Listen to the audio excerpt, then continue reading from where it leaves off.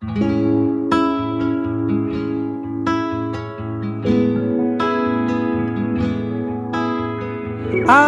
hear whispers in the dark, alone with my thoughts.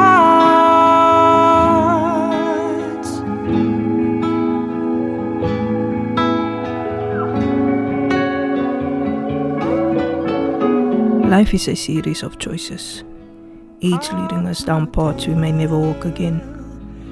Sometimes these choices feel right in the moment, only to burden us with doubt later. With the prison inside.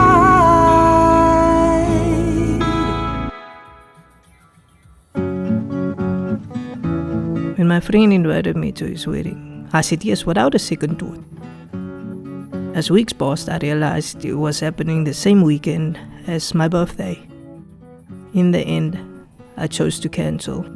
At the time, it felt like the right decision. After all, birthdays don't come around twice. But even while I was celebrating, a nagging feeling followed me. Maybe I should have been at the wedding instead. I felt bad for cancelling the plans, for breaking a commitment I had made. Maybe I felt bad for letting my friend down, for not being there to celebrate their special day.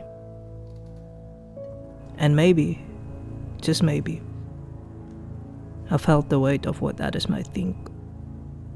That I was selfish or flaky, or just plain rude for cancelling a wedding invitation.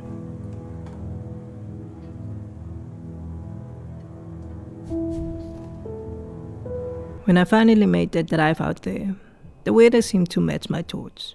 At first, the skies were clear, stretching wide and open as if nothing was wrong. But about 4 hours in, as I got closer, the clouds started forming. Slowly at first, then thick and heavy, hanging over me like a reminder of what I had to face. Maybe that storm brewing was just the weather, or maybe it was something else. Me knowing I'd have to face him, knowing I'd have to sit with the thoughts I had been trying to outrun. Loerisfontein is a small town, the kind of place where people notice, where things don't just get brushed aside. I knew that once I arrived, I wouldn't be able to hide behind the distance or distraction. I would have to face him, and whether I was ready or not, the storm was coming.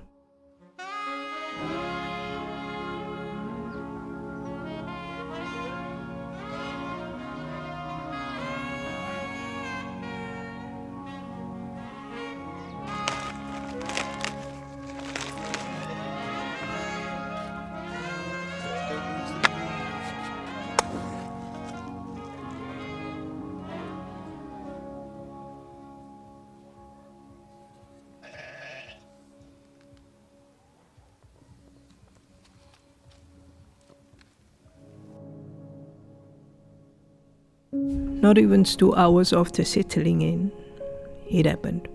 I saw him, or maybe he saw me first. Either way, there was no avoiding it. He pulled up in his car, rolled down the window, and just like that, the storm broke.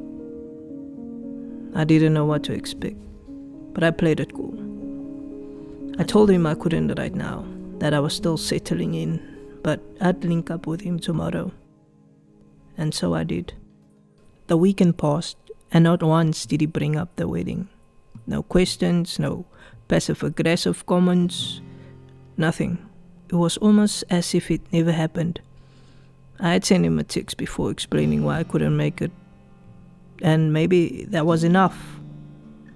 Or maybe it was just how we are as men. Things don't always need to be said. We don't hold on to stuff like that. Not in a way you'd expect. And yet, I couldn't help but wonder if he did care. Just a little. If somewhere beneath the silence there was a thought left unspoken. Maybe he had expected me to say something, to bring it up myself. But I didn't, and neither had he. By the time I left Loris one time, I realized the whole thing had only been a big deal in my own head. I'd spent so much time worrying about what he'd think, what others might say, and in the end, none of it really mattered. The wedding had come and gone, life moved on, and so did we. Everybody wanna stage, wanna be a star, wanna be bad, wanna look up, and they don't give a care if they hurt another man, for as long as it gets them the fence. We forget the Lord will always come through. You're ready to do anything for you, and if you feel like saying no, they pick them calls, just hold on till the calls go through.